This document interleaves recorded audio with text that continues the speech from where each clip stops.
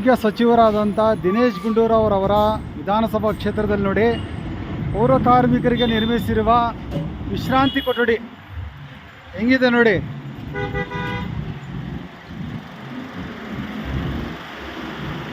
ಸಾರ್ವಜನಿಕರ ದುಡ್ಡಲ್ಲಿ ಈ ರೀತಿ ಕಟ್ಟಿಸ್ಬಿಟ್ಟು BBMP ಅಧಿಕಾರಿಗಳು ಎಷ್ಟು ಬೇಜವಾಬ್ದಾರಿತನದಿಂದ ಇದ್ದಾರೆ ನೋಡಿ. ಈ ಕೊಚ್ಚೆಯಲ್ಲಿ ಪೌರ ಕಾರ್ಮಿಕರು ವಿಶ್ರಾಂತಿ ಪಡಿಬೇಕಾ? ಇದು ವಿಶ್ರಾಂತಿ ಪಡೆಯೋ ಜಾಗನಾ? ದಿನೇಶ್ ಗುಂಡೂರಾವ್ ಅವರೇ, ನೀವು ಆರೋಗ್ಯ ಸಚಿವರಾಗಿದ್ದೀರಿ. ಪೌರ ಕಾರ್ಮಿಕರು ಎಲ್ಲ ಆರೋಗ್ಯ ಕಾಪಾಡ್ತಾರೆ. ಆದರೆ ಅವರು ಒಂದೆರಡು ನಿಮಿಷ ಕುತ್ಕೊಳ್ಳೋಕೆ ಕೂಡ ನ್ಯಾಯವಾದ ಜಾಗ ಕೊಡದಿದ್ದರೆ ನೀವು ಸಚಿವರಾಗಕ್ಕೆ ಸಾಧ್ಯನಾ? ಮುಂದುವರಿಯೋಕ್ಕೆ ಏನಾದರೂ ಸಾಧ್ಯನಾ? ನಿಮ್ಗೇನಾದ್ರು ಸ್ವಲ್ಪ ಆದರೂ ಸ್ವಾಭಿಮಾನ ಇದ್ದರೆ ಹೀಗೆ ರಾಜೀನಾಮೆ ಕೊಡಬೇಕು ನೀವು, ದಿನೇಶ್ ಗುಂಡೂರಾವ್ ಅವರು.